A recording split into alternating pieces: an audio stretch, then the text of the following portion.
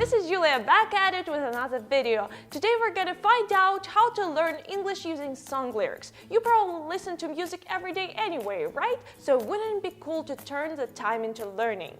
Let's find out how. Studies show that learning through immersion can be quite beneficial, even more beneficial than theoretical studies, aka dozing off in front of your professor.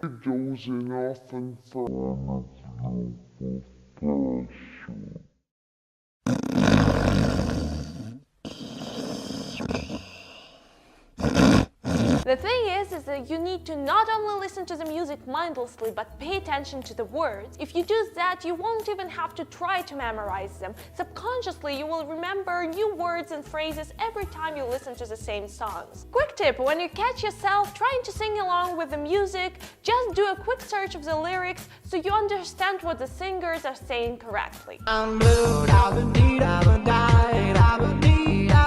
Doing that, instead of just making the right noises along with the soundtrack, you will be singing the actual words and hopefully understanding what they mean too. Music can teach you some very important concepts about English language. Songs are a type of literature, not always good. I love you, bitch. Oh my God. I ain't gonna never stop loving you, bitch. But still, songwriters use a lot of techniques that exist in English language, and native speakers use them in their conversations, which sometimes makes it hard for English learners to understand them. America, explain! And since these techniques are not just found in books or poems, learning to identify them in songs will help you with your everyday speech. Now let me tell you about 3 important lessons your favorite music can teach you. First of all, metaphors and idioms. Have you ever heard someone saying dog days are over and thinking, what the hell are they talking about? Are all dogs extinct now? I hope not. Such idioms are used in everyday language more than you think, and talking to an English native can become quite a riddle if you don't learn some popular ones. Hearing idioms in song lyrics will put them in a context, which will make their meaning much clearer, and you will know how to use them in your everyday speech. For example, in Ariana Grande's God is a Woman, don't lie, you saw that music video.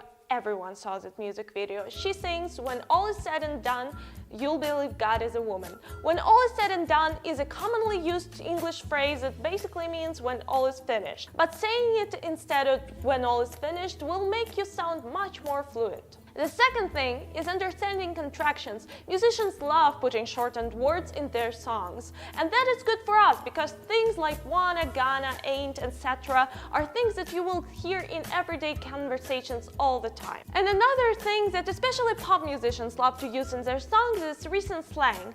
In our days of internet age, slang constantly evolves and changes. So hearing new words in pop songs will help you to stay up to date on what you can say in conversations with your new friends. Let's take the same Ariana Grande song as an example. In her song she sings, you ain't got one track mind. Ain't got is a very interesting turn of phrase because ain't was originally a shortened version of am not and are not and should only be used in first person.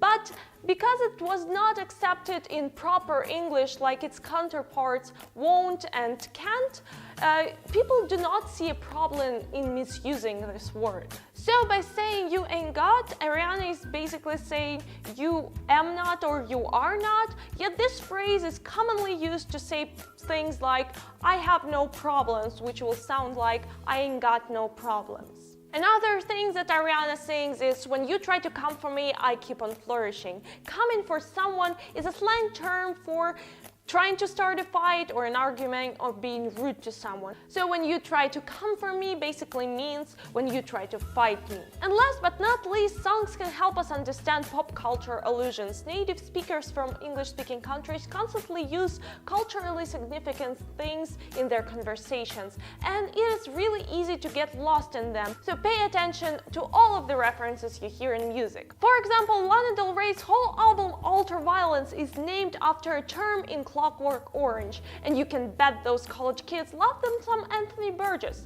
Just like that, Pop music can inspire you to dive into some interesting pieces of film and literature. So let's sum up. English songs can help you learn things like new words, phrases, idioms, contractions, and references. So turn on some catchy tunes and have at it. Even if you're listening just for fun, try to remember all the things I've talked about and recognize them in the songs. Even listening passively will help you improve your language skills. Who said learning English can be fun?